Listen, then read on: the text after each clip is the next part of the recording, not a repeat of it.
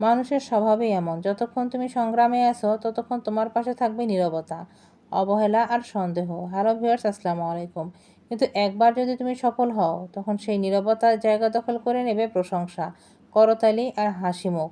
পৃথিবী এভাবেই চলে আসছে। এখানে মানুষ তোমার চেষ্টা নয়, ফলাফল দেখে মূল্যায়ন করবে। তুমি সফল হয়েছো মানে প্রত্যেককেই বলবে, আমরা জানতাম তুমি পারবে, তুমি পেরেছো। তোমাকে প্রশংসা করবে, সকলেই তোমার পাশে এসে দাঁড়াবে। কিন্তু এই মানুষগুলোই একদিন তোমাকে তুচ্ছ তাচ্ছিল্য করেছে তোমার চেষ্টা দেখে, বলেছিল তুমি কিছু করতে পারবে না, অথচ আজ তারাই তোমাকে প্রশংসায় ভাসিয়ে দিচ্ছে। এটাই বাস্তব।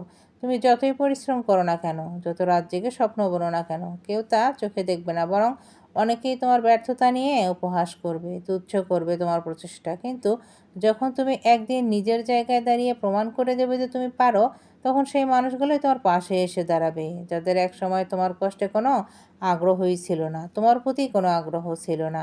তারা শুধু তোমাকে উপহাস করে গেছে এবং তারা ধরেই নিয়েছিল তুমি কিছুই করতে পারবে না। যখন তুমি প্রমাণ করেছো যে না, তুমিও করতে পারো, তখন তারাই আবার তোমার প্রশংসা নিয়ে তোমার কাছে এসেছে। এটাই বাস্তব। তাই মন খারাপ করে বসে থেকো না, চেষ্টা করো এগিয়ে যাওয়ার জন্য। মনে রেখো, সাফল্যের আগে অবহেলা পাওয়াটা স্বাভাবিক। প্রত্যেক সফল মানুষই অবহেলা পেয়েছে, কটূক্তি শুনেছে, কিন্তু তারা থেমে থাকেনি, তারা এগিয়ে গেছে নিজের চেষ্টা করে। আর সেটাই তোমার সবচেয়ে বড় প্রেরণা হতে পারে। নীরব থেকো, কাজ করো, নিজেকে তৈরি করো, যতক্ষণ না পৃথিবী তোমার দিকে তাকাতে বাধ্য হয়েছে। প্রত্যেকটা মানুষ তার নিজের সফলতার জন্য কঠোর পরিশ্রম করে এবং প্রত্যেকটা মানুষে কটূক্তি শুনেই এগিয়ে যায়। যারা কটূক্তি শুনে বাধা পড়ে, তারা ব্যর্থ হয়। তাই সফলতার জন্য প্রত্যেকটা লোকের কথাকে পিছনে ফেলেই এগিয়ে যেতে হবে। এটাই বাস্তব।